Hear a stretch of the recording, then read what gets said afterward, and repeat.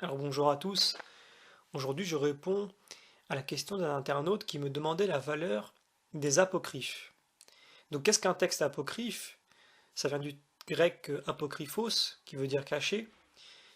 Ce sont en fait des textes qui sont parus durant l'époque judéo-chrétienne et qui ont soi-disant, puisqu'ils sont apocryphes, eh bien, rapporté des récits sur des personnages que l'on peut retrouver dans la Bible. Donc il y a des récits qui concernent la Vierge Marie, des récits qui concernent Abraham, des récits qui concernent pour la plupart d'entre eux Jésus. Et donc beaucoup se posent la question de savoir pourquoi est-ce que ces récits ne sont pas dans le canon biblique, donc ne font pas partie des quatre évangiles. Et pourquoi donc les quatre évangiles qui sont dans le Nouveau Testament, eux, sont valides? Qu'est-ce qui a été le critère déterminant qui a fait que ces textes-là ont été pris dans le Nouveau Testament et les autres non? Donc c'est une question que beaucoup se posent. Et c'est souvent, malheureusement, une question qui revient, non pas parce qu'elle se pose naturellement, mais parce que souvent, c'est un argument qui est utilisé principalement par deux camps. Le premier camp dit athée, qui, par l'intermédiaire de reportages, tente de faire du sensationnel et donc de vendre, et donc de toujours faire planer un mystère. Alors, un coup, c'est sur les apocryphes, un autre coup, c'est sur le Vatican, quelquefois, c'est sur Jésus lui-même, mais la volonté, c'est de créer du sensationnel. Donc de mettre le doute sur des textes qui pourtant, on va le voir dans cette vidéo, n'ont jamais posé de doute à qui que ce soit, pas même aux premiers chrétiens. Donc il y a d'abord ce camp-là, et puis il y a aussi le camp des musulmans qui tentent en vain malheureusement eh bien, de discréditer le Nouveau Testament et de dire qu'en fait les quatre évangiles que nous avons ne sont pas authentiques, il n'y en a qu'un, et il est disparu, mais malheureusement il n'y en a aucune trace, ni aucune citation. Et donc, ils essayent par là aussi de brouiller la validité des quatre évangiles que nous avons dans le Nouveau Testament.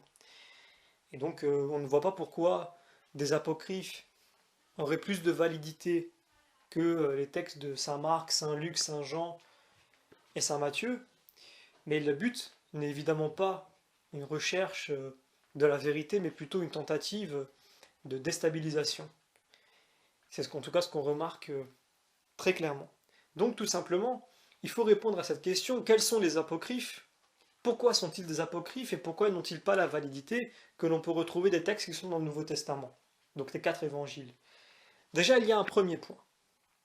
Le premier point, et c'est le plus important des trois points que je vais citer, c'est que ces textes-là ont tous été écrits à partir d'au moins un siècle et demi après la mort de Jésus.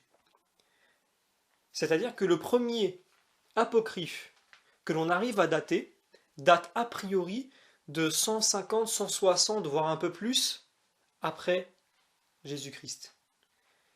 Donc, comment est-ce qu'une personne peut venir raconter un récit ou un témoignage sur le Christ alors que non seulement il n'a pas été vivant durant la vie du Christ, mais qui en plus n'a même pas connu la génération qui a suivi?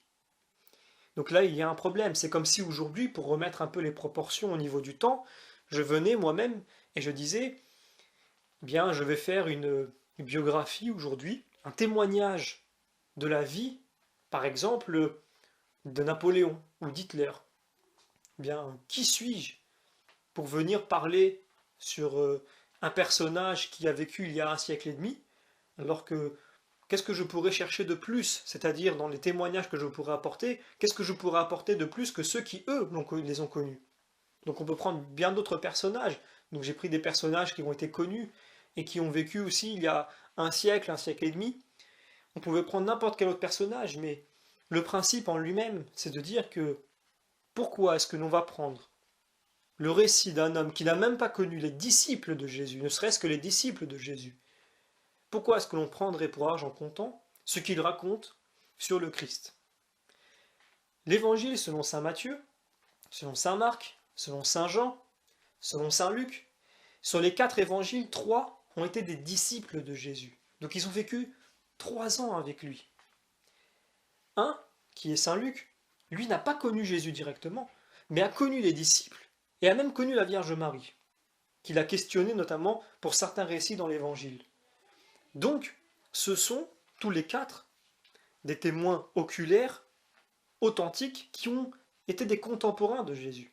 C'est là la majeure et principale différence qu'il y a entre ces quatre personnes et tous les autres apocryphes qui démarrent à partir de 1 siècle et demi après la mort de Jésus, et quelquefois s'étalent même jusqu'au deuxième millénaire. C'est pour dire à quel point ces textes n'ont absolument aucune valeur. Alors, est-ce que ces textes sont 100% faux? Peut-être pas. Il peut y avoir un récit sur tout le texte qui a peut-être un semblant de vrai, mais un semblant, puisque, comme on connaît le téléphone arabe, eh bien, à force de raconter une histoire avec le temps, elle finit par perdre sa véritable valeur et à perdre son sens initial. Donc sa version évolue parce que tout simplement elle passe par l'homme qui va à chaque fois interpréter à sa façon, raconter à sa façon, ce qui fait que l'histoire au bout d'un certain temps n'est quelquefois même plus du tout la même. Donc ce serait bête et vain, puisque c'est depuis des siècles que beaucoup de personnes le font, mais c'est bête et c'est vain d'aller chercher une authenticité dans des textes qui sont très certainement complètement faux. Sauf peut-être un ou deux récits qui semblent rappeler certains événements qui peut-être, parce que nous avons l'événement original dans le Nouveau Testament, eh bien nous comprenons d'où il a cherché cette histoire-là. Donc nous comprenons que, peut-être que ce récit se rapporte à ce récit de l'Évangile, mais qu'il a perdu, eh bien, en authenticité avec le temps, parce que beaucoup de temps s'est écoulé entre le moment où il s'est passé et le moment où il a été mis par écrit. Tandis que les quatre évangélistes, dont 3 sur 4 qui ont vécu avec Jésus, ont écrit de leur vivant quand ils avaient connu Jésus. Donc ils ont connu Jésus, ont vécu 300 avec lui, par la suite ont mis par écrit les évangiles. Donc là, l'authenticité des évangiles n'est indiscutable à ce niveau-là. Alors, c'est une réponse qui est très simple. C'est pour cela que on s'étonne de voir tant de gens attirés par les apocryphes. En vérité, ils sont attirés par le mystère, par la sensation de nouveauté. Mais la réalité, c'est qu'ils perdent du temps. Parce que ces apocryphes-là n'apportent absolument rien. Donc ça, c'est le premier point qui est indiscutable, que personne ne pourra jamais tout simplement débattre, parce qu'il est établi ainsi, il y a des dates, donc des datations qui ont été faites de ces apocryphes. Surtout, maintenant, nous allons prendre un second point qui va encore plus donner du poids au premier point. C'est très simple. Dès le début de l'ère chrétienne, il n'a jamais été émis un doute, quel qu'il soit, sur le fait qu'il y a 4 évangiles et pas un de plus. Parce que de toute façon, à ce moment-là, les premiers chrétiens n'avaient que les 4 premiers évangiles, comme je viens de le dire, les autres apocryphes ne sont venus que bien après. Donc au moins un siècle et demi après, donc quelques générations plus tard. Le fait que les premiers chrétiens ne citent, quand ils citent les évangiles, que les 4 évangiles que nous connaissons et pas un seul autre, c'est aussi un gage d'authenticité parce que tout simplement, ils ne citent pas d'autres évangiles. Seuls les 4 que je viens de citer sont cités par les premiers chrétiens. Et on retrouve par écrit plus de 90 000, il me semble, citations du Nouveau Testament. Et donc des 4 évangiles, uniquement des 4. À tel point que, avec ces citations seules, on est capable de reconstituer la quasi-totalité du Nouveau Testament, donc avec les 4 évangiles. Donc c'est de nouveau un autre point qui vient consolider le premier point. Et il va rester un troisième point, non des moindres non plus, c'est que les 4 évangélistes sont prophétisés dans l'Ancien Testament, à 2 reprises. Et ils ont été prophétisés, et plutôt la compréhension de ces prophéties a été établie déjà dès le 1er siècle, par de nouveau les premiers chrétiens. Quand on regarde dans l'Ancien Testament, et je vous invite à faire des recherches dessus, parce que là, il y a un sujet passionnant à développer, c'est que les 4 fleuves qui sont dans le jardin d'Éden, eh bien, représentent les 4 évangélistes. Par la suite, dans le livre d'Ézéchiel, il y a ce que l'on appelle la vision des 4 vivants, où Ézéchiel nous partage une vision qu'il a d'un char qui est tiré par 4 animaux. Et donc ces 4 animaux, que l'on peut retrouver aussi dans l'évangile selon saint Jean, donc dans l'Apocalypse selon saint Jean, on retrouve aussi cette vision-là. Cette vision des quatre vivants, donc qu'on appelle aussi le tétramorphe, eh bien, elle représente quatre animaux, le lion, le taureau, l'homme et l'aigle, mais l'homme avec des ailes. Eh bien, ces quatre animaux-là représentent les quatre évangélistes, qui tirent, on pourrait le dire comme ça, un petit peu de manière symbolique, le char de la vérité. Eh bien, pourquoi est-ce que ces quatre animaux? C'est simple. L'homme représente saint Matthieu. Pourquoi? Parce que saint Matthieu, dans son évangile, eh bien, traite principalement de l'humanité de Jésus. C'est ce qu'il y a de plus important pour lui dans son évangile. Il est très important, afin d'anticiper les hérésies, de dire que le Christ a bien été un homme, qui n'a pas seulement été 100% Dieu, il a aussi été 100% homme. Marc, lui, est représenté par un lion parce qu'il traite énormément bien de la passion, avec les 3 jours de la mort du Christ. Et donc, on dit principalement, généralement, que le lion, lui, couvre ses enfants 3 jours, lorsqu'ils naissent. Il y a d'autres version de la raison pour laquelle saint Marc est représenté par un lion. Pareillement, nous avons pour Luc, eh bien le taureau. Pourquoi le taureau? Parce que Luc, lui, traite donc de la passion principalement, contrairement à Marc tout à l'heure où je voulais dire qu'il traite principalement de la mort du Christ. Mais Luc, lui, traite principalement de la passion, donc du sacrifice aussi qui va être offert en la personne de Jésus. Et le taureau, lui, était l'animal dans l'Ancien Testament par excellence du sacrifice.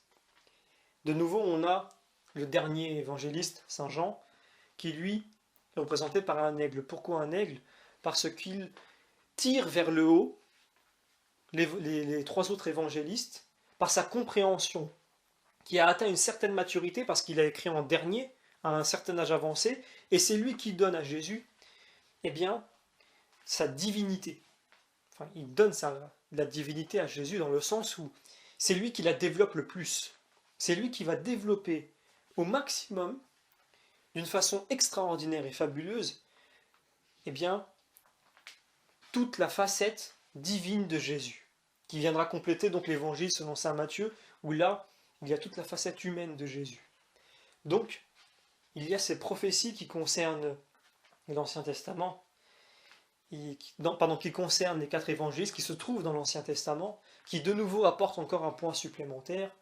Et on retrouve déjà des objets d'art, on retrouve aussi des gravures sur des tombeaux, sur des sépultures, sur de la pierre, sur toutes sortes de supports des 4 évangélistes dans leur forme animalière que je viens de citer, avec le Christ au milieu, dans sa majesté et sa royauté. Donc c'est comme cela qu'on comprend qu'il y a 4 évangiles, qu'il n'y en a pas d'autres, que les autres n'ont absolument aucune valeur. Comme je viens de le dire, c'est comme si là maintenant, je venais et que je disais, je vais faire, moi, un témoignage sur les actes et les paroles de Napoléon, alors que je vis plus d'1 siècle et demi après sa mort. Donc c'est pas possible, évidemment. Ça n'a aucune valeur, ça n'a aucun sens. Le peu que je puisse avancer, c'est ce que les documentaires et les livres nous rapportent sur lui, donc rien de plus que ce que nous savons actuellement. Donc c'est ce qui se faisait aussi à l'époque, on entendait beaucoup d'histoires, on n'avait pas accès à l'information comme aujourd'hui, donc peut-être dans certains apocryphes, il y a de l'honnêteté, c'est-à-dire que la personne qui a écrit l'apocryphe a eu eh bien, un sentiment de vouloir absolument apporter la vérité, et donc qui a pris des témoignages, mais il n'était pas en mesure de savoir s'ils étaient authentiques ou pas. Il y a aussi certainement des personnes qui ont écrit des apocryphes dans des buts, on le sait, sectaires, puisque certains apocryphes sortent immédiatement de sectes ébionites ou des sectes judéo-chrétiennes. Donc il y a ce mélange qui ne vient pas de la volonté de Dieu, en tout cas de la volonté du Christ, lorsqu'il a établi ses disciples que eux ont choisi de faire l'évangile. Il y a là vraiment de la confusion, du mélange, du désordre. Et ce n'est pas propre à Dieu. Dieu a choisi 12 disciples. 3 d'entre eux ont choisi d'écrire les évangiles. Un, donc il reste quand même une source externe, a choisi lui aussi d'écrire un évangile, mais en se basant sur les récits des contemporains de Jésus. Donc nous avons aussi un témoignage externe qui est déjà donné par la Bible, en la personne de Saint Luc. Eh bien, ces 4 évangiles se regroupent ensemble et ne forment qu'un seul évangile, au point que déjà, au début de l'ère chrétienne, il y a eu une tentative, certaines ont réussi, de compiler les 4 évangiles en un seul évangile afin de regrouper les éléments ensemble et d'avoir donc un seul récit. Donc la raison de cela est à discuter, mais déjà on remarque qu'à ce moment-là, il y avait une volonté de compiler 4 évangiles et seulement 4. Donc tous ces éléments-là, il y a encore d'autres arguments, mais ce sont les 3 principaux qui suffisent largement pour répondre à ceux qui cherchent véritablement à comprendre la raison de tout cela et non pas cherchent des preuves ou des éléments pour déstabiliser l'évangile qui ne sera jamais déstabilisé. Mais tout de même, il est important de répondre à la question pour ceux qui, eux, cherchent la vérité, qui se donnent des moyens pour comprendre, qui se posent des questions qui sont tout à fait justifiables. On s'est tous posé cette question-là.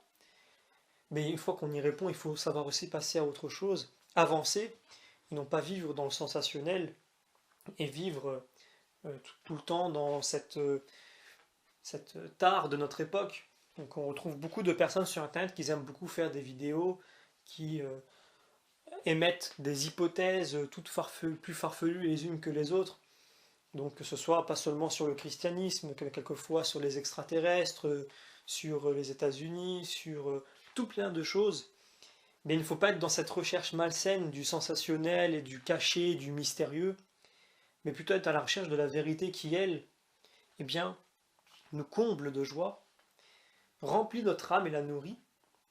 Et c'est la seule nourriture véritablement, évidemment par l'intermédiaire aussi du Christ lui-même, qui se donne en nourriture chaque week-end, même tous les jours dans certaines églises, mais principalement le dimanche, pour ceux qui vont à la messe du dimanche, eh bien se donne en nourriture afin de nous nourrir, de nous combler. Et ça c'est très important, bien plus important que de se pencher sur des textes qui n'ont absolument aucune valeur, qui n'ont été cités par aucun véritable auteur et qui resteront à tout jamais des textes qui feront partie de l'histoire, qui sont conservés d'ailleurs. C'est quand même quelque chose rare qu'on ne retrouve pas dans les autres religions pratiquement, à savoir que les textes qui ont été écrits au nom de la religion chrétienne, mais qui se révèlent être des textes qui sont sectaires ou qui sont apocryphes, eh bien n'ont pas été détruits ou brûlés. Ils sont disponibles sur Internet, elles font partie de l'histoire du christianisme, elles en sont intimement liées. Certains resteront des mystères dans le sens où on ne connaîtra pas tout à fait la volonté de l'auteur de cet apocryphe, quelquefois même l'auteur en lui-même n'est pas connu. Donc il y a aussi cette qualité qu'il faut reconnaître à l'Église, à savoir qu'elle a confiance véritablement en sa tradition, qui conserve le dépôt de la foi, et donc n'a pas besoin d'aller user de la force ou de l'autodafé pour se débarrasser des autres apocryphes, des autres textes qui tentent de parler en son nom, et qui malheureusement se retrouvent être des textes qui ne sont pas authentiques.